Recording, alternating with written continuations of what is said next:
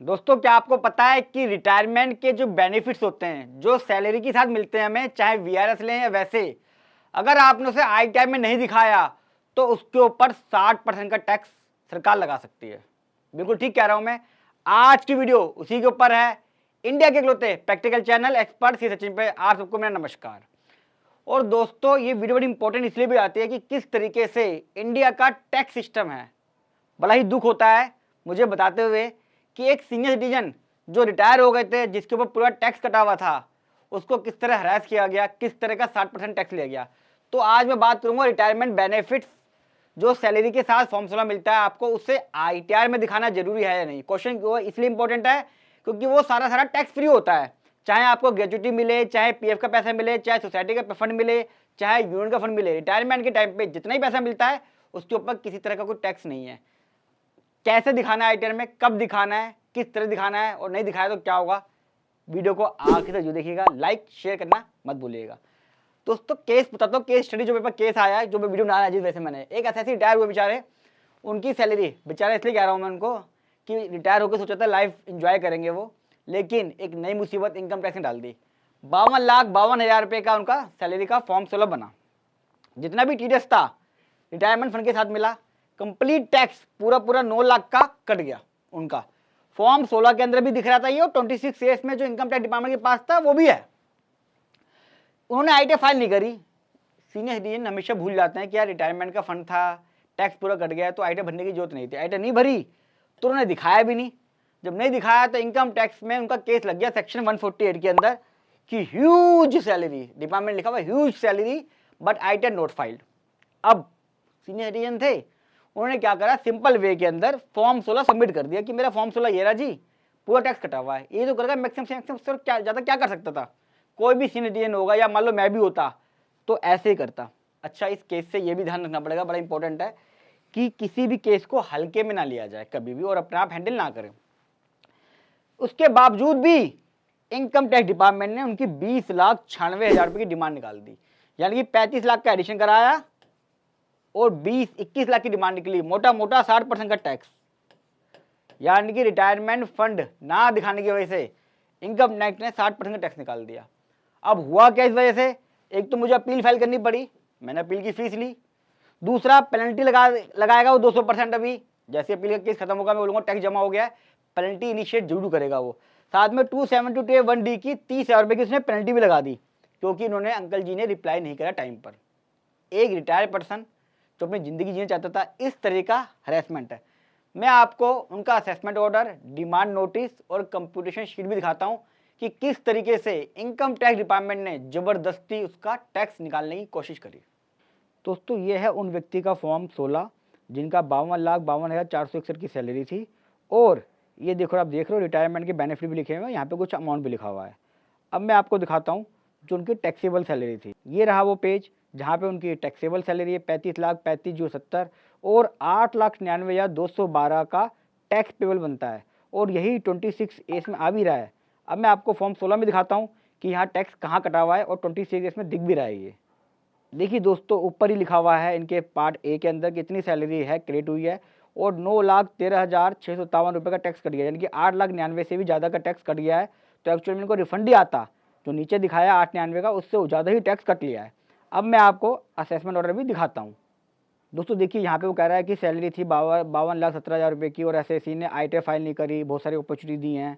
भाई ठीक है, अपॉर्चुनिटी दी होंगी, पर टैक्स तो जमा है। अगर मैं आपको ये पेज दिखाऊं तो आप ये समझ जाएगा कि ग्रॉस सैलरी रिसीव हुई, उसने as it is form 16 copy करा, और 35,65,70 जो फॉर्म 16 में टैक्सेबल सैलरी है उसी के ऊपर ही टैक्स निकालना चाहा है, और एडिशन कर दिया 35,35,070 का, और 35,35,70 पे टैक्स तक निकाला। आप जानकर हैरान हो जाएंगे जब मैं आपको कंप्यूटेशन शीट दिखाऊंगा। देखिए, कंप्यूटेशन शीट पे उसने 35,65,70 पे टैक्स निकाला, और टैक्स कितना निकला, टैक्स निकला सेम जो फॉर्म 16 में है, 8,99,212। लेकिन इनकम टैक्स ऑफिसर ने जानबूझकर इसके ऊपर 5,48,000 का ए का इंटरेस्ट, फिर बी का इंटरेस्ट, 10,000 की पेनल्टी ना फाइल करने की, और 11,96,000 का इंटरेस्ट निकाल दिया। चलिए पेनल्टी मान लेता हूँ क्योंकि आइडिया भरनी थी, 10,000 ले सकता है वो, उसका राइट है। पर ये इंटरेस्ट लेने का राइट नहीं है, क्योंकि इसके ऊपर 9 लाख रुपये का टीडीएस पहले ही कर चुका है, और जब टैक्स सेम निकलना है आपका और हमारा, तो रिकवरी किस चीज़ की, और ओवरऑल डिमांड निकाल दी 20,96,156। मैं आपको एक बार डिमांड नोटिस भी दिखा देता हूँ। ये रहा वो दोस्तों असेसमेंट हाउस इसका है 20,96,156, यानी कि जहाँ डिमांड जीरो होनी चाहिए या मैक्सिमम 10,000 की पेनल्टी ले सकता है नॉन फाइलिंग की, वहाँ सीधा सीधा डिमांड निकाल दी 20,96,156। चलिए चलता हूँ सीधा डैशबोर्ड की तरफ। तो देखा आपने किस तरीके से अगर इनकम टैक्स ऑफिसर चाहता तो टीडीएस का क्रेडिट जो फॉर्म 16 में भी था उसके पास और 26 में दिख रहा था, उसने जानबूझ के नहीं दिया ताकि टैक्स पेबल निकल के आ जाए, ये 20 लाख की डिमांड खड़ी हो जाए और इनकम टैक्स डिपार्टमेंट में उसका प्रमोशन हो जाए कि देखो जी मैंने 20 लाख 21 लाख की डिमांड एक ही केस में, सीनियर केस में, बुजुर्ग आदमी केस में निकाल दिया है। आप अपना सुझाव जरूर देना कि किस तरीके से इनकम टैक्स डिपार्टमेंट इस चीज़ को देखे। मुझे लगता है कि मानवता यहाँ मर जाती है, इंसानियत मर जाती है जब मैं इस तरह केस देखता हूँ। वो हैरान थे बेचारे, वो मेरे से पूछे आ रहे थे कि क्या उसको इतना भी दिखाई नहीं दिया, क्या उसने देखा ही नहीं है। मैं क्या बताऊँ उन्हें कि इनकम टैक्स डिपार्टमेंट में केस कैसे होते हैं। इसलिए मैं बहुत ध्यान रखता हूँ केस आते वक्त, और आप लोगों से हमेशा कहता हूँ किसी प्रोफेशनल की हेल्प लें, किसी भी केस को चाहे जितना भी आसान हो उसको मुश्किल से मुश्किल बनाए थे इनकम टैक्स वाले, और अपने आप ना करें। एग्जाम्पल आपको दे दिया, इससे आसान केस और क्या होगा, पर फिर भी वहाँ पे उसने टैक्स निकाल के कितना बड़ा खेला खेल गया वो। अब आईटीआर में कैसे दिखाएं ये बड़ा इंपॉर्टेंट है, और सीनियर सिटीजन सब जगह शेयर करें वीडियो को ताकि अपने सर्कल में एम्प्लॉई में ताकि इस तरह की दिक्कतों से बच जाए। रिटायरमेंट बेनिफिट कभी भी हो दोस्तों, हमेशा ध्यान रखिए वो सैलरी होती है, यानी कि जब कभी भी आपको चाहे ग्रेजुएटी मिले, आपको पीएफ मिले, कुछ भी मिले, वो पार्ट है सैलरी का और वो टैक्सेबल होती है। शुरुआत में टैक्सेबल है, लेकिन जैसे ही हम आइटम डालते हैं, हम आइटम बताते हैं फॉर्म 16 में कि सेक्शन 10 के अंदर एग्जाम्प्ट है, यानी कि पहले जब आई तो एक बार क्या हुई, टैक्सेबल हुई, बाद में एग्जाम्प्ट हुई, तो उसको आईटीआर में दिखाना मैंडेटरी है। एग्जाम्पल के लिए आप प्रॉपर्टी बेचते हो, कोई मान लीजिए किसी ने 1 करोड़ की प्रॉपर्टी बेची और 1 करोड़ की खरीद ली, कैपिटल गेन तो जीरो है ना, लेकिन क्योंकि पहले उसको गेन हुआ, टैक्सेबल था, बाद में एग्जाम्प्ट हुआ क्योंकि उसने इन्वेस्टमेंट कर दी है, इसलिए आइटम में दिखाना तब भी जरूरी है। कई लोग इंडिया में ऐसे पहली बार घर बेचते हैं और आखिरी बार खरीदते हैं, ऐसा भी होता है। वो बेचारे आइटम फाइल नहीं करते, कहते हमने पूरा पैसा लगा तो दिया, लेकिन जब इनकम टैक्स कहता है कि मैं आपको एग्जम्पशन दूंगा, आपने आइटम फाइल नहीं करी, इनकम टैक्स डिपार्टमेंट को यहाँ ही समझना होगा कि क्या इस केस के अंदर जो मैंने दिखाया अभी कहीं कोई टैक्स की चोरी हुई है।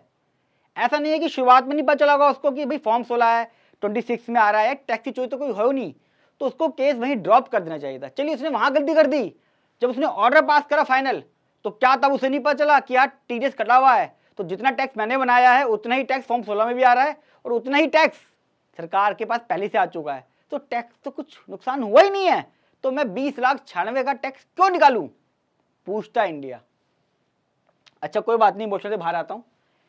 हमेशा रिटायरमेंट जो पर्सन है, दिक्कतें बहुत आती हैं, मैं केस कराता रहता हूँ, इसलिए मैं समझता हूँ जब कभी भी आप रिटायर हो, चाहे वीआरएस ले रहे हो, अपना फॉर्म 16 जरूर ले लीजिए जिसके अंदर पूरा पूरा सब कुछ आ रहा हो, साथ में एक फुल एंड फाइनल की स्टेटमेंट ले लीजिए अपने एम्प्लॉयर से जिसके अंदर आपकी ग्रेजुएटी वगैरह जो जो लेटर है, जहाँ जहाँ से जो मिल रहे हैं, हर प्रूफ का प्रूफ ले लीजिए, और जो रिटायरमेंट का लेटर है वो ले लीजिए कि मैं रिटायर हुआ हूँ, साथ में जितने भी क्रेडिट्स हैं बैंक के अंदर उसका प्रूफ रख लीजिए। देखिए जब कभी भी कोई पर्सन वीआरएस लेता है, रिटायर होता है, उसकी सोसाइटी से, यूनियन से, बहुत जगह से पैसा आता है, अलग अलग जगह से। कई बार मैंने देखा है कि सरकारियों में फॉर्म 16 नहीं होते या पीएसयू में फॉर्म 16 नहीं देते, तो आपके बैंक स्टेटमेंट में जितना भी पैसा आ रहा है आपके पास एक प्रूफ होना चाहिए इस चीज का कि वो पैसा जो आया है वो रिटायरमेंट का है और वो एग्जम्प्ट है, उसका नेचर क्या है। अदरवाइज इनकम टैक्स डिपार्टमेंट आपकी बात नहीं मानेगा और हमेशा टैक्स लगा देगा, जैसा कि मैंने इस केस में दिखाया है। तो दो चीज निकल कर आई हैं आज की वीडियो से बहुत इंपॉर्टेंट, एक तो आईटीआर जरूर भरिएगा, रिटायरमेंट फंड को जरूर दिखाइए, और जब भी रिटायर हो ये जो मैंने बताए हैं डॉक्यूमेंट्स, ये डॉक्यूमेंट्स जरूर ले लें, यानी कि बैंक के अंदर जितना भी आपका क्रेडिट हो रहा है, जब भी असेसमेंट होता है तो उस क्रेडिट का प्रूफ आपके पास होना चाहिए, साथ में ये प्रूफ होना चाहिए कि ये रिटायरमेंट का फंड है और ये एग्जाम्प्ट है, तो मैंने आईटीआर में प्रॉपर डिस्क्लोज भी कर दिया है। दोस्तों वीडियो कैसे लगी कमेंट बॉक्स में जरूर बताइएगा, और फर्स्ट टाइम आ रहे हैं तो मेरे को सब्सक्राइब कर लें, क्योंकि यहाँ पर मैं सिर्फ आपको प्रैक्टिकल बातें बताता हूँ। और आज मेरा ये कहने का मन बिल्कुल भी नहीं है कि इस वीडियो को लाइक करें, क्योंकि जब तक इनकम टैक्स डिपार्टमेंट का एक कल्चर रहेगा कि सिर्फ और सिर्फ डिमांड पे फोकस करना है, ये गलत है। आप अपनी राय सुझाव कमेंट बॉक्स में जरूर दीजिएगा, और जितना हो सके फेसबुक, व्हाट्सअप सब जगह इसको शेयर कीजिएगा, ताकि लोगों को पता चल सके कि आप जिस केस को बहुत हल्के में ले लेते हो, कितना मुश्किल बना देता है इनकम टैक्स डिपार्टमेंट और कितना ध्यान रखना पड़ता है। 21 लाख की डिमांड आज की डेट में भी 18-19 का केस है, 4-5 साल हो चुके हैं, बल्कि 6 साल हो चुके हैं और ये लेके झेलेंगे उस डिमांड को। अभी हो सकता है 6-7 महीने और लग जाए, जबकि एक्चुअल में पूरा टैक्स कर चुका है। तो कितना इंपॉर्टेंट रहता है इस वीडियो को शेयर करके लोगों को भी जागरूक करना, और शायद इनकम टैक्स डिपार्टमेंट के बाद भी पहुंच जाएगी तो इस चीज़ को समझेंगे कि टैक्स की रिकवरी इंपॉर्टेंट है, ना कि बड़ी बड़ी डिमांड दिखा के अपना प्रमोशन या किसी तरह का इंसेंटिव लेने डिपार्टमेंट से जिसका कोई भी फायदा नहीं है। मिलूंगा अगली वीडियो में, तब तक नमस्कार।